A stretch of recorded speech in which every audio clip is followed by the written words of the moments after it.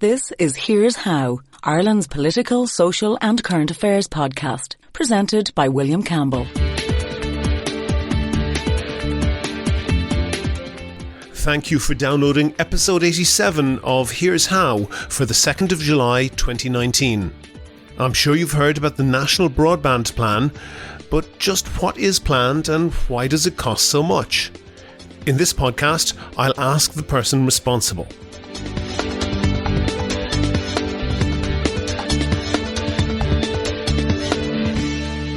Here's How is Ireland's political, social and current affairs podcast. Make your view heard. Just dial 076 603 5060 and tell the world what you're thinking. Your voicemail may be included in the next podcast. You can find tips on recording your contribution and other ways to contact the show at here'show.ie/call. And that's coming up in full just after this. Does the unit price to the state increase if the take-up is lower than expected? Clearly the total price is capped, but the unit price. If the actual average cost to the state would obviously increase if over 25 years a lot less people decided to take up the service. Okay.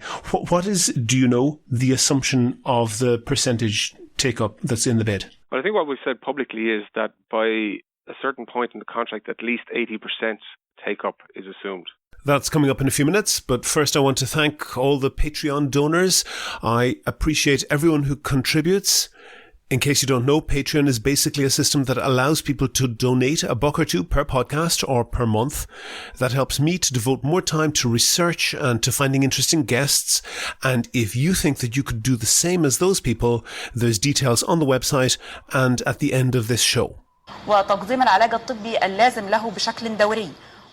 That's audio from an Egyptian news channel called Extra News. It's in Arabic, of course. That clip is 17 seconds long, and it's a news item that, in Arabic, contained 42 words.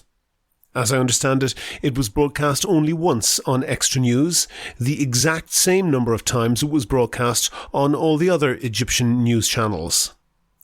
And with the exact same text. To the word. And every Egyptian newspaper ran the same story, 42 words long, word for word. The news was about the death of Mohamed Morsi. Morsi was the first and so far the only democratically elected president of Egypt. He won the 2012 elections after the Tahrir Square protests, part of the Arab Spring uprising that swept through the Arab world nearly a decade ago now. The Arab Spring was a protest by a mixture of people, Democrats, liberals, economic reformists and Islamists, who were against the corrupt elites that ruled, in many cases still rule, the Arab countries. The Egyptian army, the real controlling force in the country, saw the way things were going, deposed the long-time dictator, and allowed largely free elections. They didn't go to script. Morsi led the Freedom and Justice Party, an organisation affiliated with the Muslim Brotherhood. The party weren't Islamic extremists. They confirmed that they were happy for women and Egypt's minority Christians to serve in government, but they were by no means what people who wanted Egypt to move towards the Western democratic model would have hoped for, although he did seem to be firmly against corruption. He lasted a year. The army, which controls a huge chunk of the Egyptian economy with zero oversight, staged a coup, arrested Morsi, and have imprisoned him ever since, on a whole series of charges. He was on trial last month for those charges when he died, apparently of a heart attack. This is how the Egyptian media announced his death. They all carried an identical 42-word announcement that named him and said he had died and nothing more. They didn't even refer to the fact that he had been president, much less on trial by the military. Every single news outlet waited 3 days, long after the death had been reported internationally, before they ran the story. And they all used the same text, with one exception. This clip from Extra News. Can you hear the familiar word at the end? That's right, the word is Samsung. The extra sentence that this newsreader added on the end translates as sent from a Samsung device, like the default signature on the phone of people who aren't smart enough not to make their every email into an ad for an electronics company. And like TV news stations that aren't smart enough to copy and paste the right text, they get telling them what news to broadcast. Aren't we lucky to live in a democracy where the TV news producers are smarter than that? Do you agree? Do you disagree? If you want your point of view heard, dial 076 603 5060 and leave a contribution for the show. The lines are open 24/7 and you can find tips on how to record a good contribution and other ways to contact the podcast at here'show.ie/call. On the line now, I have Fergal Mulligan. Fergal is the Programme Director at the National Broadband Plan at the Department of Communications. Fergal, the NBP has been getting a lot of publicity. I suspect not all of it pleasing you, but can you just briefly say what exactly is the National Broadband Plan? What's it supposed to do? Thanks, William. The National Broadband Plan is a government initiative typical of all member states and many countries across the world, where there is a policy objective to ensure that all citizens across every member state has access to high-speed broadband. Those were objectives published by the European Commission in 2011, and the Irish government subscribed to that objective in 2012 when it too published its overall national objective of covering 100% of the country with high-speed broadband. And that then was brought forward into a procurement process after we identified those areas where the commercial sector on its own wouldn't deliver on that policy objective in the medium to long term, absent some state intervention or state subsidy being made available for the rollout of the relevant networks to ensure the availability of high-speed broadband. And obviously most of the people listening to this are have internet available to them, and the prices that are being quoted for this, and up to €3 billion in order to connect about 500,000 premises. They would be the most difficult to reach 500,000 premises. That sounds like an enormous amount of money. So two questions. One, is it an enormous amount of money for what we're getting? And number two, is it worth it? Well, it's relatively speaking to a 35-year contract. It wouldn't be an enormous amount of money, but it is a very costly intervention. There's absolutely no doubt about that. We are using state subsidy to do what the commercial sector on its own wouldn't do, and that means it's just not commercially viable for a private operator on its own to cover the entire area that we're talking about. Mm-hmm. Over the last 3 or 4 years, we have been at pains to identify where the state can or should intervene under strict state aid rules. Mm-hmm. And that's left us with 500,000 premises, which are scattered throughout every county and every townland in the country. Mm-hmm. And that's really what made it a very difficult, complex, and a very expensive process from the point of view of the state. But ultimately, back to the initial objective, in order to ensure that policy objective of 100% coverage, you really are left with the opposite to the low-hanging fruit, which the commercial sector has taken, but you're left with those premises that just simply are not viable. And as we know, Ireland has a very dispersed population across every county. There's not necessarily a significant rural population, but there's a significant population that may not even be considered rural, but living in areas that are non-commercial. And that's just a factor of the Irish demographic and geographic that's been there for generations and hundreds of years, indeed. And every are you sure it's been there? Are you sure, Fergal? Are you sure it's been there for hundreds of years? Because would I be correct in thinking that the craze in rural Ireland for one-off bungalows in a couple to be built on each farm, which I think a lot of people might suspect is down to local councillors trying to ingratiate themselves with every farmer, allowing them to, make some money for themselves or get a low-cost house for their kids or a bit of both, and building this scattered development, which is not common anywhere else in Europe. I mean, whatever you think about that policy, that policy has certainly caused a large chunk of the problem. That's true, isn't it? Well, I won't get into public policy of spatial development. It's not my area, but I suppose the facts in front of us are that the significant proportion of the 500,000 homes that we're talking about were not built in the last 10 or 20 years. And that's a fact. There's obviously been a lot of new build in the last 20 years. And yes, those homes have to be addressed with high-speed broadband. You cannot unwind the clock of planning permissions that were issued, I presume, in line with all local authority planning rules, and that's just the nature of the build we have in rural Ireland. I think one of the big things we have in rural Ireland is ribbon. Fergal, is that a long way of saying yes, they are part of the problem, or they're part of at least the issue? In every country, that's the issue with getting utility networks out to the far ends of every part of every county, be it in the UK or France or elsewhere. Every country has the same problem because there is people living in every part of every country. And once you have an objective to deliver a service to 100% of those premises, that's where every country has a state subvention required. Indeed, in the UK, they're spending billions as well on access to high-speed broadband. Germany, France, and in Australia, New Zealand. Okay, I want to get a handle then. I want to get a handle then, Fergal, on the cost that the taxpayer is being hit for, because I've got open here a price comparison website, and I'm looking at how much it costs to get broadband in the regular areas, urban and suburban areas, I guess. And I'm looking at the kind of the top 5 offers, and there's one from Vodafone, 100 megabit service, which is pretty good internet. There's various teaser prices and so forth that you get at €25 a month for the first 6 months and whatever, but it basically ends up at being €45 a month. Then there's a 1 gigabit service that basically ends up at being €55 a month, and you can throw in extra things, but it's basically between 40 and €60 a month.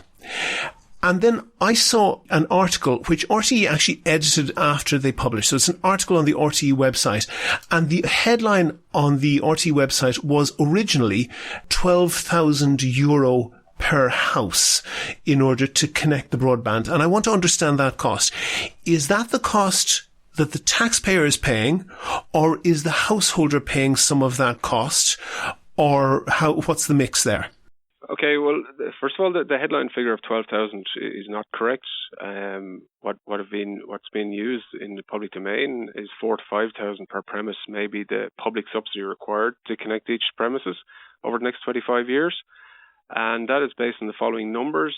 The number of 3 billion again is an up to number of, it's actually 2.9 billion, and that includes 355 million of VAT, which doesn't leave the government. It goes from this department over to the Revenue Commissioner. So in net terms, what we're saying is the overall maximum cost of this project could be 2.6 billion. Mm-hmm. And that 2.6 billion also includes 480 million of a contingency. So pause on that thought for a moment, Fergal. Yep. Are you aware of any multi-billion infrastructure plan in Ireland that came in under budget? I am not fully aware of other. The only obvious one that you're talking about probably is the hospital, which is not a comparable project in the context of what way that has gone through its process. But be it Port Tunnels or Lewis or whatever, they have a distinct tendency to increase in price during the project. I'm not aware of any that came in significantly under budget. I think you'll find the majority of roads in the last number of years have all come in under budget, and I think that's been widely reported by Transport Infrastructure Ireland and other authorities involved in the roads network. Again, once the initial projects many years ago were possibly over budget, but lessons were learned. One thing I would say about the National Broadband project is we have been involved in this since 2014. Mm-hmm. We have gone through 3 to 4 years of rigorous engagement with the industry through what they call a competitive dialogue process, where we had all the main players in the market, Vodafone, ESB, Eircom, and the current bidder and others at the table, who provided all their necessary input to what they think it would cost based on their own actual experience. So we are going into this process with a much greater degree of confidence of being within an overall total of a maximum cost of the state of 2.6 billion. And we expect that to be no more than 1.8 in the first 10 years, 1.8 billion, and with money to be spent thereafter, because houses will continue to be connected. But also a significant cost of this is renting or leasing infrastructure from third parties such as Eircom and ENET. So we will be spending up to €1 billion in renting third-party infrastructure, which is a key determinant of the overall cost. So unlike other projects or infrastructures, we have an existing infrastructure in place across the country. We actually have two. We have the air pole and duct infrastructure, and we have the ESB pole and duct infrastructure. Now, the winning bidder, the preferred bidder, has selected the air infrastructure, and it is going to use about 1.5 million poles that have been there for the last 40, 50 years, but most of which have been upgraded after 25, 30 years. They're replaced, and that's an iterative process that air does and will continue to do for the next 25 years. And the long and the short of it is that the broadband contractor will essentially rent slots on the air poles. That's essentially what you're saying. Yeah, a key requirement when we set out in this process was for bidders to give us the most cost-effective and efficient design of a network that would deliver the objective of getting high-speed broadband. So we didn't set out the solution. We asked people to, in the bid process, say, tell us how we ensure high-speed broadband is delivered to all premises in these areas and will stand the test of time in terms of demand and the demands of networks over the next 25, 30 years, when the actual throughput in these networks is growing exponentially. And what I mean by that is we've all seen the explosion of data being used on these networks, be it mobile or fixed networks, due to applications coming on stream from the likes of Apple and Google and Amazon and all these other... Watching Netflix burns up more data than sending an email. All of those things are uploading, an architect uploading a file, or a pharmacy I understand uploading... I understand that, but I just want to, because what I think is very important to be clear on the price, and you're saying that 3 billion is at the very top end, including contingencies. That's fair enough. But 3 billion divided by €500,000 is €6,000 per premises. That's what the taxpayer is shelling out. Am I correct on that? That is the requirement from the taxpayer. Okay. Over the next 25 years. On top of that, the householder isn't getting it for free. They're paying money on top of that, yeah? Yeah, so let me explain how the model works, the business model for this works. The householder will get a connection to this network for €100, regardless of the cost of that connection. Okay. So effectively, you are subsidising the fibre to be built on the Eircom pole and duct network from the local village or local town to your home, and you will pay no more than €100 to get connected. Now, thereafter, you will pay the normal price that you would pay if you're in Dublin. So if that's €40 or €50. Again, our network will be an open access wholesale network, and that's a really important point, that this network, once it's built, consumers in rural areas will be able to avail of the multitudes of retail service providers, such as the Virgin Media, such as the Sky, such as the Pause there, because I want to make sure people understand that. So they'll be a wholesaler, a little bit like Air, and they then won't actually sell the product to the customer directly. You'll have multiple of ads. Virgin will say, we'll connect you for X price. Vodafone maybe will say, we'll connect you for a different price with a different packet, and you get these channels and so forth. William, everybody will be connected on the same terms and conditions. But where the competition will come in is at the service level. So consumers will get multiple offers of packages, be it TV, broadband, fixed voice, security service, whatever can be done over this network, and that includes everything. Once it's a fibre network, these service providers can offer loads and loads of value-add services.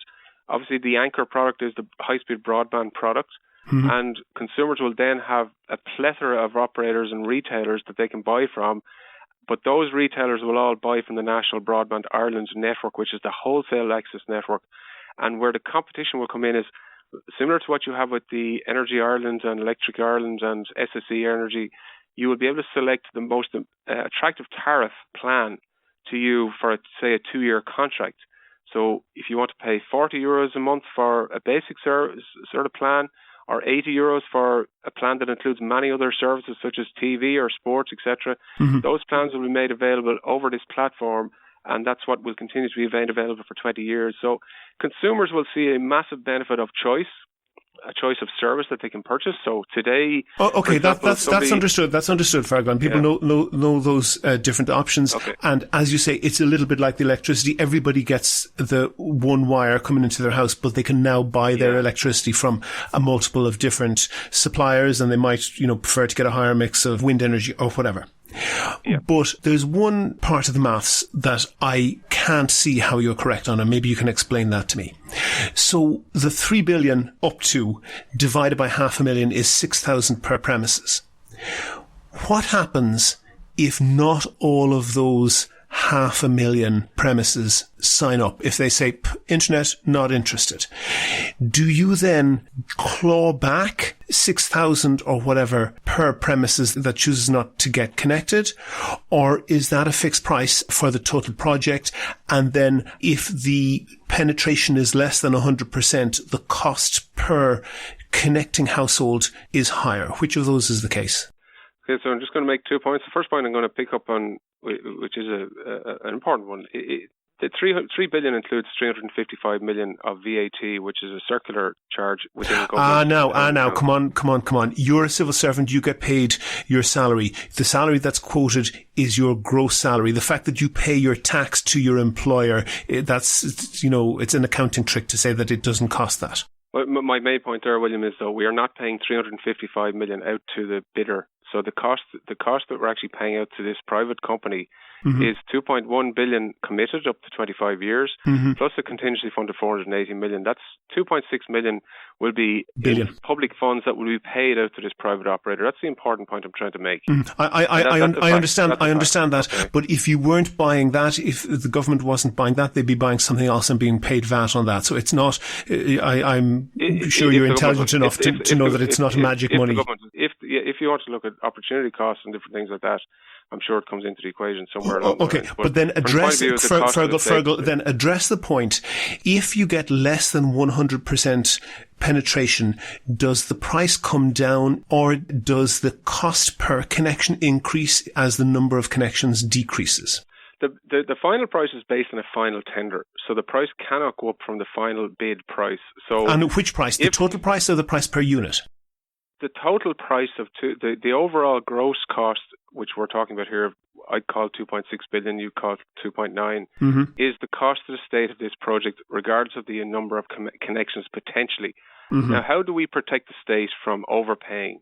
And that's the key point that I think you're making. Yes. We pay this in stages. We pay, first of all, to design the network. We pay to pass the network. And passing is when you forget about connections, but you still have to, if there's 10 homes on the road and only 5 homes wanted or 10 homes wanted, you still have to pass all premises with fibre down the road from, say, it's a 3 mile road. The full road needs to be covered with fibre on those poles. And we will pay milestones based on that. And as I said last week in another, in the Oireachtas committee, the overall cost of passing premises is in the order of 1 billion euros. Okay, so that's what you will be paying out to pass all the premises. There's another budget of 400 to 700 million that we have included in the final bid to connect premises. And that is only paid out as premises connect. So back to, as you say, if half the people decide that they want to get connected, well, then we only pay for the connections that are actually made. Okay, so pause there. I want to get that maths. So you've got something in the region of, maybe I'm getting the ratio not quite correct, but you've got something in the region of 2/3 of the cost is the cost to run the wire down the road, and then 1/3 of the cost is the cost to connect each house.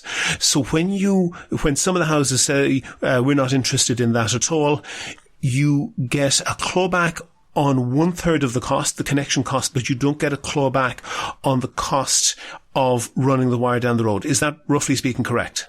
No, it's not. Again, because it's a bid model, the bid model is based on everyone's best estimate, including all the bidders that were at the table, of how much it would cost to run that fibre down the road. For example, what's the cost of that fibre on the market?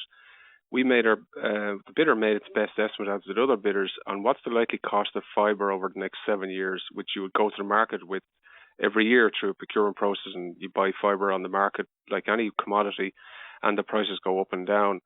If the price of the commodity of fibre goes down, which it could do because it's becoming far more demand and supply, then if the price comes down, we claw back 100% of the savings that the bidder may save over the next 7 years. So if there's an estimate of cost of fibre of X and it turns out to be Y, say 20% less, we only pay the actual cost. So there is a significant clawback on the cost of building the network in the first place. But that's a different topic, and I appreciate that, and that's important, so that essentially if the bidder is exposed to lower costs, they can't just pocket that. They essentially have to return that money to the state.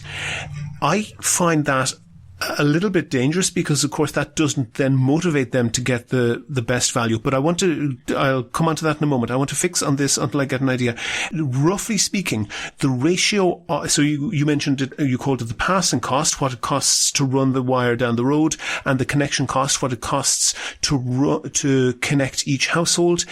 Is that somewhere in the region of 2/3 is the passing cost, 1/3 is the connection cost? It's in that range. Again, it's slightly complicated by the leasing of the infrastructure from Eircom, because in those numbers I just quoted you, that did not include renting the poles and renting the ducts from Eircom. Okay. So the overall cost of this is the overall cost of the project, and that's where the 5 billion has been talked about also by us in the public domain. Yeah. Some people are confusing the cost of the project, which is what you're trying to establish there, versus the cost of the state.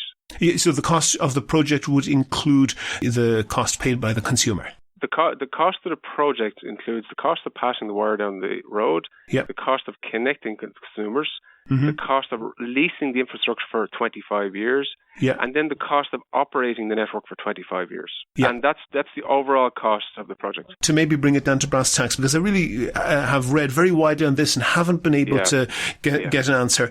If there's 100 houses on a road and the last guy wants the connection, so the wire has to go all the way down to the end of the road. If one guy on the road wants a connection, if 20, 50 or 100% of them want a connection, that changes the cost to the state. I'm thinking to the state here. So the cost to the state. Does that change the cost to the state? It could do, absolutely. Okay. Because you could be saving a significant amount of cost. And if you do save a significant amount of cost, as I said, we do claw back first of all, we wouldn't have paid the bidder to build that network. And on a case-by-case basis... No, wait. The last guy on the road wants it. So you need to run it to the end of the road. But does the cost to the state increase? Oh, sorry, it won't increase. No, it cannot increase.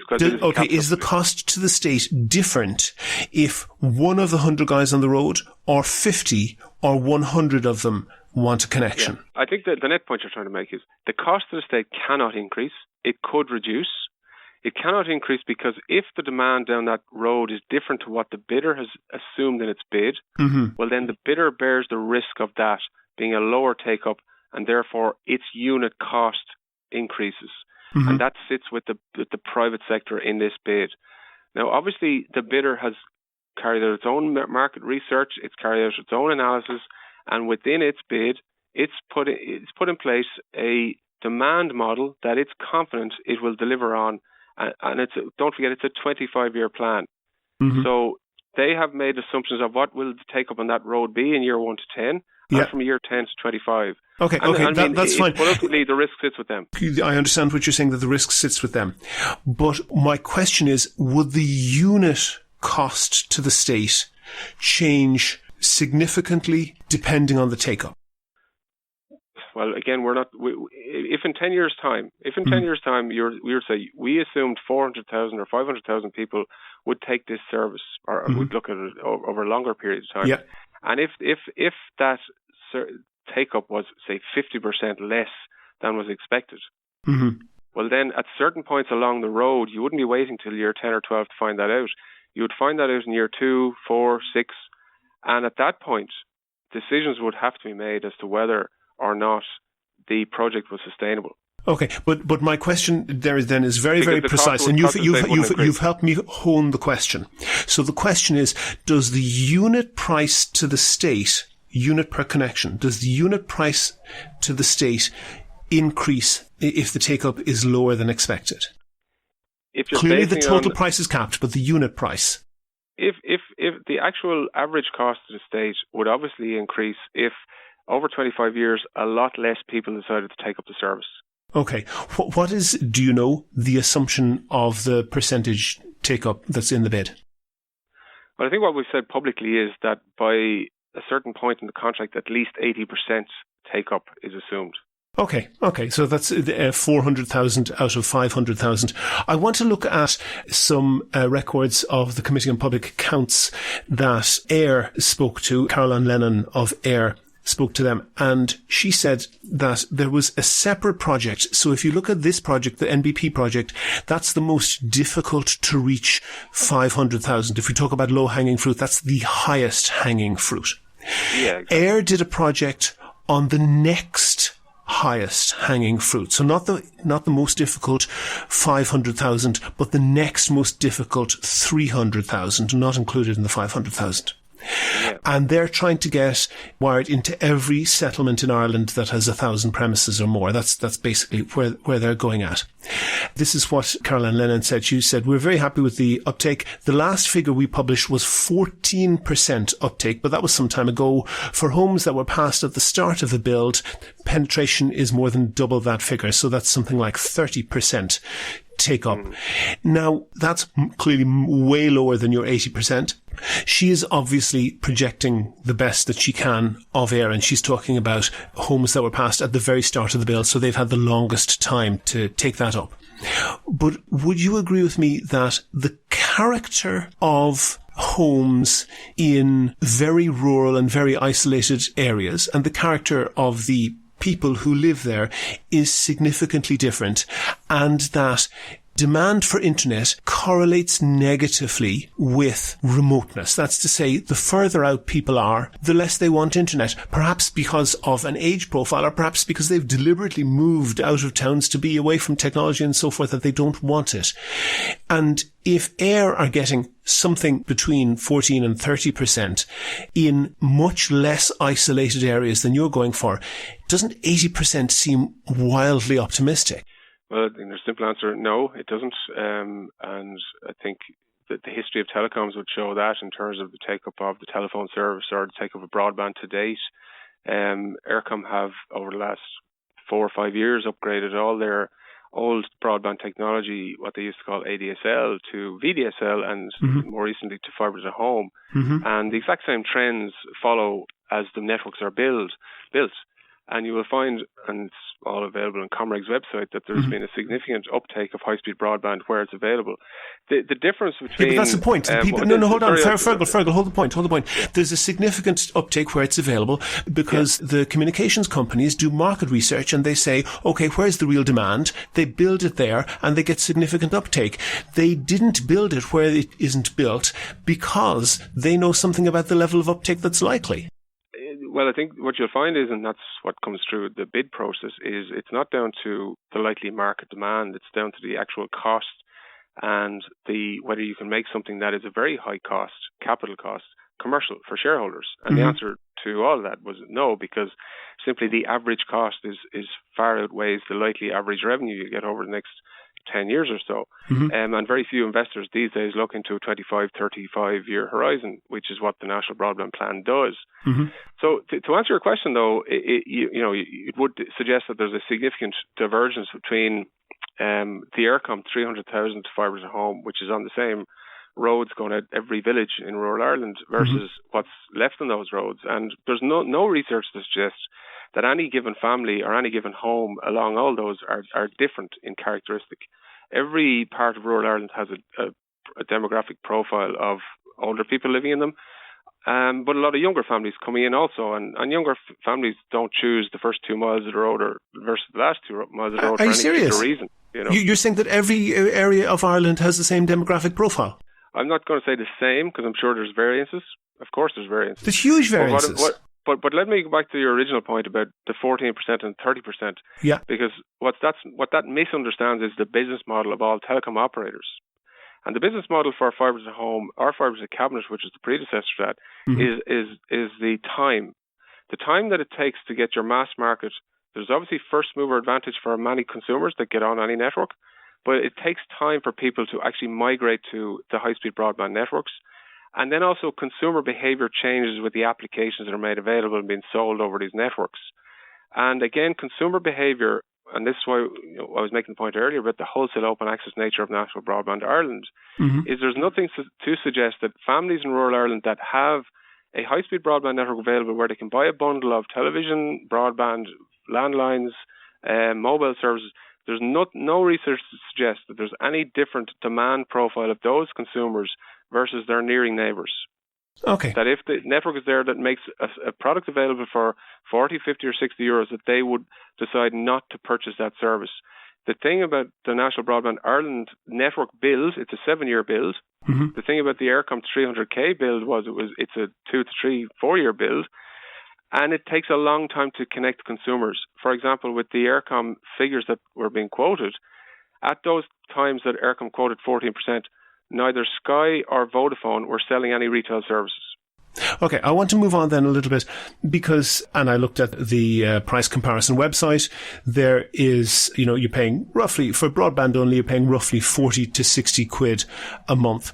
Of course, that's including 23% VAT. So, you're paying tax on that and we don't get the VAT back, unlike the government. It doesn't come back to the person who's paying it. But I just want to look at fairness on that because people who live in urban Ireland and people who live in rural Ireland benefit from different types of services and pay differently for them. And for example, people who live in urban Ireland pay vastly more, typically, for the houses they live in. They typically have very tough commutes in the sense that they endure a large amount of traffic congestion. And there's a whole slew of other amenities that cost more and less depending on where you live. And you could argue that people in rural Ireland have the amenity of rural Ireland right there with them. And very often that's why people move to rural Ireland and they make that choice. And that choice for sure has some costs and it has some benefits. Nobody ever suggested that people living in urban Ireland should have all of the costs of living in urban Ireland subsidised by the people who live in rural areas. Why should this cost of people who live in rural areas be subsidised by urban dwellers? Well, I suppose in 2015, we ran a very significant public consultation around the intervention strategy that underpinned the procurement process and underpinned the policy objectives of this process. And from the get-go in 2015, the policy objective has been to ensure 100% access to high-speed broadband. And in 2015, it was decided that access should be at the same or similar comparable prices to what's available in urban areas. And the urban dwellers should be stuck with the cost. But I mean, that happens across many different things in public life, in terms of public policy, that there's cross-subsidization across all areas. Yeah, lots of unfairness doesn't justify more unfairness, does it? Well, I suppose you have to look at the benefits of the National Broadband Plan. So I'll just move on to that. I mean, there's obviously significant benefits if more people working in towns and cities can remote work. And that's a significant advantage of building a high-speed broadband network. And that will hopefully decongest some of our roads and obviously, allow people to remain living in rural Ireland, not necessarily moving people from urban to rural, but it's really important that the people that live in rural Ireland today continue to live there and have an opportunity to live there and are not travelling, long distances to get to towns and villages where they could work from home. And there's many entrepreneurs and many small businesses that would prefer to work at home in their local house or village. And again, to facilitate local businesses, we're rolling out to 300 broadband connection points in the first year of this network build as well, to allow local community centres and GA halls and different public buildings maybe that are not currently used to their maximum potential, but giving them the access to that gigabit connectivity that will allow the sort of spread of the workload across the country, where we know the East Coast is very congested and our motorways are very congested. And we believe this network will help remove some of that problem that we see in urban areas. And that will help everybody across the country. OK, one last question. The state is putting in something like 2.6 to 2.9 billion, depending on how you count it. There were reports that the successful bidder is putting in something in the region of 200 million euro. Am I correct on that? I think what the Taoiseach and other our ministers said publicly is the amount of equity that's going in is 175 million, with the working capital facility of another 45, I think is up to 220 million. So 220 million is the amount of money that's been committed by the private sector. Okay. That's the contractor is putting in 10%. The state is putting in 90%. At the end of the process, what's the ownership split? Yeah, so again, as explained, there's initial requirement of 220 million, but back to your question about who takes the risk on demand. No. Who takes the ownership at the end? At the end of 25 years, there's a commitment to continue with the contract to operate without a subsidy up to year 35. In the event that the bidder doesn't commit to the extra 10 years, the state has the option to take back the business or the network. Mm-hmm. But at the end of 25 years, the winning bidder and the private owner, subject to these conditions and many, many conditions, will own the network, which is essentially a fibre cable along a leased infrastructure from Eircom. That's a hell of a deal. It's a hell of a deal to the state if they successfully cover the entire intervention area with high-speed broadband and keep that network going for 35 years. And that, as we say, we get that 80% take-up to reap the benefits of remote working and all the other benefits that we want to see in terms of public policy. Maybe Fergal, education, healthcare and everything else, Maybe Fergal, at the end of that 35 years, we'll all be able to go to work in our flying cars. Fergal Mulligan, Programme Director at the National Broadband Plan for the Department of Communications. Thank you very much for talking to me. Thanks, William. Bye-bye. Make your view heard. Record your own contribution and email it to podcast@here'show.ie. You can find tips on how to record a good contribution and other ways to contact the podcast at here'show.ie/call. If you'd like to hear more podcasts from me, I'd certainly love to do them, and I could devote more time to them if I got them sponsored. I have a page on Patreon that allows ordinary listeners to donate $1 or $2 per podcast or per month, whatever you want. So if you think that it's valuable, please do that and share the podcast with your friends so they can do the same. Go to the website for sources and references from the show, and while you're there, you can like the show on Facebook, follow @Here's How Podcast on Twitter, and get in touch with me if you can suggest a guest or a topic for a future show. Also, you can find out how to subscribe to the podcast for free on your computer, on your phone, or by email. All that, including my Patreon link, are at www.here'show.ie. The Here's How podcast is produced and presented by me, William Campbell.